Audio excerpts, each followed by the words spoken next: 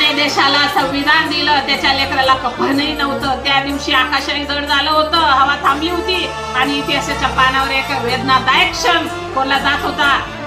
तो डॉक्टर बाबासाहेब आंबेडकरांच्या आयुष्याचा सर्वात कठीण दिवस होता. ज्या माणसाने कोट्यवधी लेकरांना माणूस म्हणून उभा केलं, ज्याने शोषितांना आवाज दिला, त्याने देशाला संविधान दिलं, त्याच्या माणसाचा मुलगा आज मुक्त पडला होता. घरात शोक होता, आईचं काळीज तुटलं होतं आणि बाबासाहेब ते शांतपणे बसले होते.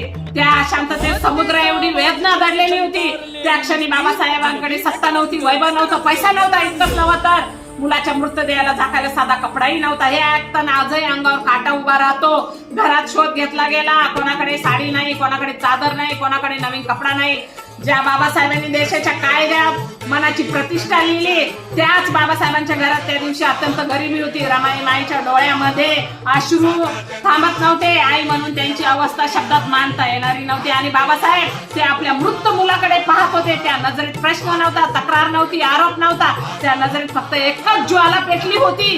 या देशात कोणत्याही बापावर अशी वेळ येऊ नये. शेवटी काय झालं माहितीये का? घरातल्या वापराचा जुना कपडा कुठून तरी मिळाला, साधी चादर त्यांच्या त्या लेकराला झाकण्यात आलं. ना सोनं, ना रेशीम, ना थाट, फक्त बापाचं काय झाले आईच्या अश्रू. त्यावेळी डॉक्टर बाबासाहेब रडले नाही, पण त्या दिवशी त्यांच्या मनात एक विचार जन्माला आला आणि तो विचार होता संविधान. मनात एक संविधान जन्माला आलं आणि त्यांनी विचार केला, याच्यानंतर जन्माला आलेलं प्रत्येक मूल, कोणतंही मूल असं मरणार नाही. कोणत्याही बापाला कपनासाठी हात पसरावा लागणार नाही आणि गरिबी हा गुन्हा ठरणार नाही. ज्या माणसाने स्वतःच्या मुलाच्या मृत्यूपेक्षा देशाच्या भविष्याला मोठं मानलं, त्याच माणसाला आज फक्त फोटो पुरतं मर्यादित करू नका. लक्षात ठेवा, बाबासाहेबांचा संघर्ष पुस्तकात नाही, तो प्रत्येक गरिबांच्या घरात आहे. आणि शेवटी एवढंच म्हणेन, ज्याच्या घरात मुलाच्या मृतदेहाला कफन नव्हतं त्याने देशाला मानवतेचं संविधान दिलं.